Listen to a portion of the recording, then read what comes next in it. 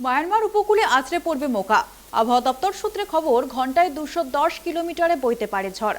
তারপরও সহসা শক্তি হারাবে না। উপকূল থেকে অন্তত 200 কিলোমিটার পর্যন্ত ঘূর্ণিঝড়ের শক্তি অটুট থাকার জোর সম্ভাবনা। মৎস্যজীবীদের সমুদ্রে যেতে বারণ করা হয়েছে। 15ই মে পর্যন্ত দীঘার সমুদ্র স্নানে নিষেধাজ্ঞা। অন্যদিকে দক্ষিণবঙ্গের জেলাগুলিতে তাপপ্রবাহের সম্ভাবনা রয়েছে।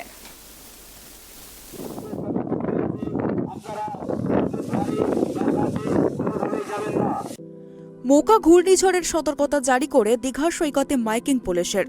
15ই মে পর্যন্ত দীঘার সমুদ্র স্নানে নিষেধাজ্ঞা। সরাসরি ঝড়ের প্রভাব না পড়লেও এই ঝড়ের ফলে সমুদ্র উত্তাল হতে পারে যে কোনো মুহূর্তে। প্রবল জলোচ্ছ্বাস দেখা যেতে পারে। সেই কারণে আগামী 15 তারিখ পর্যন্ত সম্পূর্ণ সমুদ্র স্নানে নিষেধাজ্ঞা জারি করে মাইকিং পুলিশের। সতর্ক করা হলো পর্যটক থেকে স্থানীয় বাসিন্দাদের। পূর্ব মেদিনীপুর জেলা পুলিশ তৎসহ দীঘা মোহনা কোস্টাল থানা পুলিশের উদ্যোগে মাইকিং করা হয় সৈকতে। এই মুহূর্তে সাইক্লোন মোকা পূর্ব বঙ্গোপসাগরের ওপর অবস্থান করছে। এই মুহূর্তে এর গতিবেগ রয়েছে 180 থেকে 190 এবং গ্যাস্টিন 210। পোর্ট ব্লেয়ার থেকে 560 কিলোমিটার, কক্সবাজার থেকে 680 ও মায়ানমার থেকে 600 কিলোমিটার দূরে রয়েছে। এর অভিমুখ থাকবে উত্তর উত্তর পূর্ব দিকে এবং মাঝরাতে এটি আরও শক্তি বাড়াবে এবং ল্যান্ডফলের সময় এটি একটু শক্তি হারাবে এবং গতিবেগ থাকবে 150 থেকে 160 এবং গ্যাস্টিং 175। এটা আমাদের উপকূল থেকে 500 কিলোমিটার দূরে থাকবে। আমাদের রাজ্যে এর খুব একটা প্রভাব পড়বে না। তবে বাংলাদেশ লাগোয়া সমুদ্র উপকূলে এর গতিবেগ থাকবে 50 থেকে 60। মৎস্যজীবীদের সমুদ্রে যেতে বারণ করা হয়েছে 14 তারিখ পর্যন্ত। এই সিস্টেম থেকে কিছু মেঘ কলকাতা এবং 2 চব্বিশ পরগনার উপরে রয়েছে, তাই একটু মেঘলা আকাশ থাকবে আগামীকাল পর্যন্ত। এই ঘূর্ণিঝড়ের ফলে কলকাতা, 2 চব্বিশ পরগনা, পূর্ব মেদিনীপুরে আজ হালকা বৃষ্টি হতে পারে, তবে ভারী বৃষ্টির কোনো সম্ভাবনা নেই এবং আগামীকালও কোনো বৃষ্টির সম্ভাবনা নেই। আগামী সোমবার থেকে আবার তাপমাত্রা বাড়বে। দক্ষিণবঙ্গে 3 থেকে 5 ডিগ্রি তাপমাত্রা বাড়ার সম্ভাবনা রয়েছে। পুরুলিয়া জেলা, বাঁকুড়া, পশ্চিম বর্ধমান, বীরভূম সোম এবং মঙ্গলবার তাপপ্রবাহ হতে পারে। ট্রপিক্যাল সাইক্লোন মোকা, যার অবস্থান হচ্ছে ইস্ট সেন্ট্রাল বের উপরে, এখন যে ইন্টেন্সিটি রয়েছে এক্সট্রিমলি সিভিয়ার সাইক্লোনিক স্টর্ম। আর এই সময় উইন্ড স্পিড রয়েছে তার এই সাইক্লোনের 180 টু 190, গাস্টিং 210 কিলোমিটার। ডিস্টেন্স যদি বলি, এটা পোর্ট ব্লেয়ার থেকে 560 কিলোমিটার, কক্সবাজার থেকে 680 কিলোমিটার, আর সিতওয়ে মায়ানমার থেকে 600 কিলোমিটার এখনও রয়েছে। সিস্টেমটা খুব কনসিস্টেন্ট মুভমেন্ট হবে, নর্থ ইস্টার্লি। খানিকটা ইন্টেন্সিটি আরও বাড়াবে। আর আজকে রাতের দিকে হয়তো এই উইন্ড স্পিড হবে 190 থেকে 200 kilometre, gusting 220 kilometre per hour.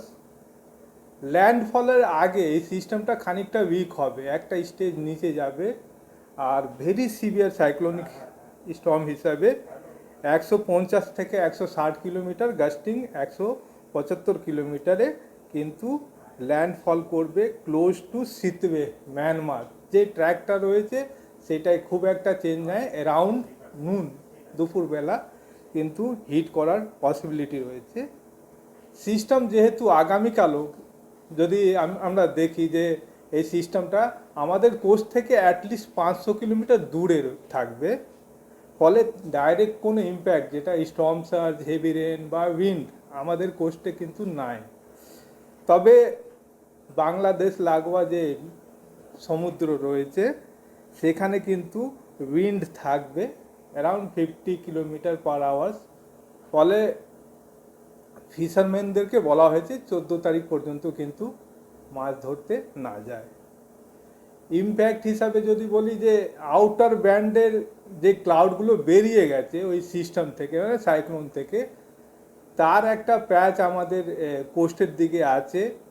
ফলে আমাদের কলকাতা, বিশেষ করে কলকাতা, নর্থ সাউথ চব্বিশ পরগনা, ইস্ট মেদিনীপুরে কিন্তু ক্লাউডিং রয়েছে। এইরকম ক্লাউডিং আজকে আগামীকাল থাকবে। যেহেতু ময়েশ্চার অনেকটা কম, খুব একটা বড় কোনো বৃষ্টির চান্সেস নাই। তবে হেয়ার অ্যান্ড দেয়ার, ধরেন নর্থ সাউথ চব্বিশ Pargana, east Medinipur even some parts of কলকাতাতে চান্সেস রয়েছে, ওয়েস্ট বর্ধমান আর বীরভূম এই ডিস্ট্রিক্টগুলো রয়েছে যেখানে টেম্পারেচার 40-এর উপরে যাবে, অ্যারাউন্ড 42-43, আর হিট ওয়েভ ক্রাইটেরিয়া কিন্তু ওখানে স্যাটিসফাই হবে।